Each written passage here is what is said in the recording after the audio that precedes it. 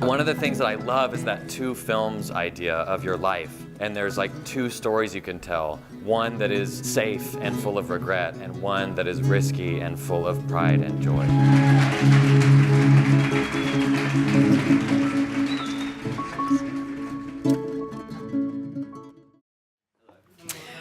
I was going to aim to talk to you about doing one thing well, but I thought it was total bollocks, because that's not what I do. Because what I do, in truth, I do a lot of things badly. Like a lot of things badly. And I wanted to sort of invite you into my world, my life, my little home, and just for the next 10 minutes, take you through my life, as it were, as a freelance illustrator. And it started like this. We've got 3 kids. We live in the middle of Sussex. We came from a tiny little flat on the outskirts of a really busy town. And we had the grand scheme of letting our kids run riot through, fields of clover and planting things. So we moved out of this little tiny flat with sort of window box herb garden to a lot of space. And with that space, we thought, well, you've got to do something really practical. Let's have a vegetable garden. So instead of doing a small little plot, we decided to go really big and greedy, and we built one the size of a tennis court. And with our toddlers, we brick paths it, our little kids on the floor, building these brick paths, which is like an ice rink in the winter. It's like the biggest mistake you could ever make. It's don't ever brick path a vegetable garden. Very Sarah Raven, totally impractical. So we've made so many cock-ups. Over the last 15 years, I've deslugged, sown, and dug these pitches. And by the end of each year, I look at it and think, God, what the hell was I thinking of? We have deers bouncing the fence and having midnight raves throughout the sweet corn. I've planted seeds, very carefully, lovingly watered them all, thinking they're going to be amazing, only to find the seed packets still full in the greenhouse, unplanted. I've planted overwintering broccoli in May and waited for it to produce mighty florets of broccoli for nothing to actually happen, and ripped them out in October with total disgust, only to reread the packet that said overwintering broccoli. So a total cock-up all round. But at the end of the day, when I'm feeding all the pheasants, I've planted just about enough to feed all the wildlife, the pheasants, the jays, the pigeons, the deer, and I've got just about enough at the end of the day to feed my family. So I'm kind of winning, but it's taken 15 years. Is this working now? The next obvious stage from planting a vegetable garden was to do the sort of self-sufficiency thing and get chickens. And they were meant to be totally free range, and they really, really are. This is one in our bedroom. And they like to admire themselves in the full-length mirror and chat meaningfully with the person looking at them. And chickens is a whole new game. And we've had the occasions when we've left the flap open for the fox to dine and whine at his own leisure. We've had mass invasions of red mite where I've literally blowtorched the whole coop, thrown away the clothes and bathed in Dettol. Every morning is like an egg hunt where I have to beat the dog to find the egg because they're free range, and it could be in my daughter's bedroom amongst her soft cuddly toys. It could actually be really cheeky in the dog's bed and the dog hasn't sussed it yet. But we have just enough, and we managed to cook, and I managed to actually use them for painting, which you'll probably hear more about later on. So the next step, really, you've got free-range chicken, free-range cats, dogs, free-range children. The logic would say that we need something else. So this year, we've got pigs. Wonderful. Not really. Within 2 days, they'd escaped and they took us on a wild sort of half a marathon around 9 acres of neighbouring woodland. And after 2.5 hours, we managed to pick these squealing morsels up, throw them back in their fenced-off area. And we've come to sort of a dodgy understanding that as long as I supply them with ample quantities of food and little treats of banana skins and apple cores, they'll be all right. But the interesting thing about this is it's one more thing I thought I'd have a go at. And the main reason is because I thought, we really enjoy meat, we've got a bit of space, we should actually take some responsibility and see where this all started. So they haven't got names, and next week they're off to slaughter. And I've got a friend who's a butcher who's going to teach me how to joint and process them. And, we may never want to eat pork again. You just watch this space. You'll see it on Instagram if you follow me, my thoughts on it. And you may be getting a lot of sausages sent your way. We'll just see what happens. So it sounds like I'm kind of telling you all the things I do, and aren't I wonderful? I'm really not. I mean, if you came into my house, you'd see that it needs hoovering, the carpets look disgusting, it's dusty. I'm always having to rewash the washing that I washed 3 days ago, but I left in the washing machine and forgot about, and now they've gone mouldy. It's a bit chaotic, but I do like to have a go at stuff, and I think that's what I'm always wanting to do. I always pick up another plate to spin, whether I should or I shouldn't. It's kind of, I want to have a go at it. And so the next plate I picked up to have a go at spinning was something which was probably the biggest challenge ever. And that was taking on 150,000 bees.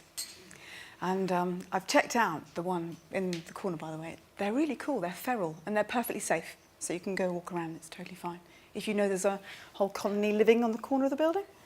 But keeping bees, the reason I started this, and it was quite a strange thing, my grandfather used to keep bees, and he died.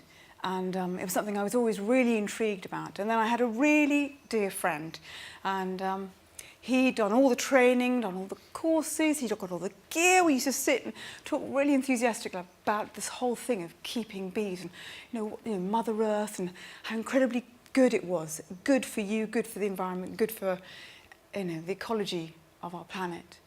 And he'd even worked out exactly where he was going to put them in his garden.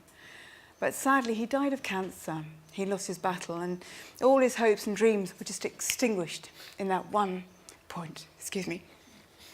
And so, at that point, I realised I had to stick up the gauntlet. You know, there was no choice about it.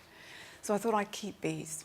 And the first year, we killed the colony. We put it in the wrong part of the garden. It died of isolation, starvation. Second year, they all swarmed, and I was so proud because I caught the swarms, and then I was told, actually, you shouldn't have let them swarm in the first place. And I'm in my third year now, and I am learning, and it's an honour to be a guardian of bees. And I'm producing honey, or I should say, actually, they're producing honey. And I've actually got 8 little pots to hand out at lunchtime if you come and find me, but you've got to answer this question. The question is this: what's the job of the drone in the hive? Okay? Come and find me and tell me. If you get it right, you get a pot of honey. So that was there, and collecting little things. I do like collecting little things. And so this is kind of symptomatic of this, is that I also like to collect shells, stones, driftwood. I was brought up on the north coast of Cornwall, and so any opportunity I could to fill my pockets, I would with these little things. But that's very much about what I do. I like little things. I like the details in little things. And so when I illustrate, what I'm trying to do is capture, I feel compelled to capture and portray those things that we often don't know why we like it, but we're pulled towards it. It's like the blush of a plum, or the loose scale on a beautiful sardine, or the hole that's been drilled into the side of a mussel shell. It absolutely enthralls me. It's everything that that appeals to me and why I illustrate. I'm being brought up on the coast. I spent as much time as I could there, but the one thing I could never do was surf. Can't even get off my knees. I'm useless. So at the age of 24, I learnt to kite buggy. And this just opened up a whole universe of possibilities. And together with my husband, we drove and flew around all over the world, trying to find disused Air Force bases, really hard, flat surfaces to go and kite buggy on. And we spent months away. But ironically, the best place we ever found to kite buggy was here in Wales, at Pembury Sands. Awesome, so fast with your bum, 4 inches off the ground. And the reason I'm showing you this is because this is something I did before children, before I had to worry about things, before I thought about consequences. And now I'm 49, I'm thinking, you could kill yourself. Good, you could break your backside, you could crash, But I'm picking it up again. I'm having another go at it because although it's really scary, and I really am shit scared at doing it again, it's something that makes you feel alive. You've got to have another go, even if you make a complete fool of yourself doing. And that's something I'm very good at. I'm always curious, and I'm always game to make a fool of myself in the process. And I think you've kind of got to do that. Otherwise, you're not living and you're not learning. And so this is where I introduce you to this beauty. My husband made this bike for me. He hand-built this beautiful steel frame, and it's probably the most touching thing anybody has ever done for me. Gobsmacking. And here I am riding it. This year, I'm going to have a go at building a bicycle for him.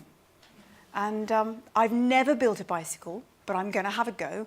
And my biggest concern is the possibility of not getting the right number of triangles and mixing up the head tube with the seat stem or whatever they're called, but it's something I'm going to have a go at. It's something I should have a go at, even if I cock it up. And it doesn't matter. And I suppose that's what I'm trying to say. This, where are you, Tom? Your fault. Entirely your fault. My husband, 4 years ago, brought back this beast in a jar. He said, I've got you a new pet. So he said, stick your nose in there. So he flipped the lid, and I started, this is like babies' nappies, cow poo, fresh grass, all rolled into one. He said, it's sourdough. And I used to be really proud that I've always baked bread. I always have, and I can do it, I think, to quite a good standard. And then I was presented with this challenge of, now you're going to make bread with this living, breathing item. And the reason I'm showing you this is because it's been a 4-year journey. I'm still absolutely rubbish. This I'm proud of, but what you don't see, and what I probably should have shown you, is the little flat, little hard rocks that I still produce. And my very kind family, with great humour, still eat, and they still say they enjoy, a bit chewy, and my son calls flying saucers, and so they bake very good pita bread. But, you know, amongst it all, of having a go and doing all this stuff, life does get a little bit full on, and we all crave a bit of time out. And my time out is running, and I don't run for miles. I run literally to turn down the peripheral noise and just think about the stuff that really matters now, not the stuff that I should be doing or haven't started or haven't finished. And it's that plodding along, aquaplaning on the odd pocket of leaves, that allows you to, that sort of freedom, that liberty of time and space. And my best planning and execution in my head of ideas happens when I'm wearing a cloak of sweat and I'm sifting mud through my socks. So this is really very much my life. It's got lots of elements to it, and I honestly can tell you that none of those are wholly successful, and at best they offer me sort of transient moments of sheer joy. At worst they are literally swept quietly into a corner and dumped in a bin for recycling. But this is me, this is what makes me me, and I think it allows me a certain insight and empathy into what makes other people happy and feel good. And really, that's my remit. As an illustrator, I strive to create art that ignites a happy moment in someone, the recipient of the art. And it might be the blush on the plum that they've just picked from the garden and popped in their mouth, and they want to recall it. It might be the sardine that they ate in a really small cafe on a really small port on, you know, on the side of France or something. Or it might be a shell that their child gave them as a toddler for safekeeping, and they put it in the pocket, and 15 years later they find the shell, and their child is no longer a child, and they've gone off to do their own thing. So I do a lot of things fairly randomly, not particularly successfully, but I think it allows me to do just one thing well, and that's paint.